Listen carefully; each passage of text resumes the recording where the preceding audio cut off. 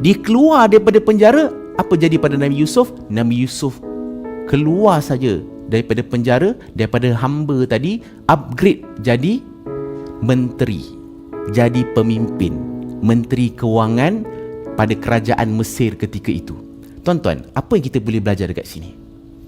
Kita boleh belajar ini relate dengan surah Al-Baqarah ayat 216. Allah sebut jelas dalam Al-Quran, mungkin kau tak suka benda ni, tapi ini baik untuk kau. Siapa suka untuk masuk dalam telaga buta? Nabi Yusuf pun tak suka nak masuk dalam penjara, tapi Nabi Yusuf sabar dan percaya dengan perancangan Allah. Dan asbab sabar dengan perancangan Allah, tuan-tuan, apa jadi? Allah upgrade maqam Nabi Yusuf AS. Nampak tak? Upgrade daripada hampir mati jadi hamba, daripada hamba menjadi seorang pemimpin dekat kerajaan Mesir.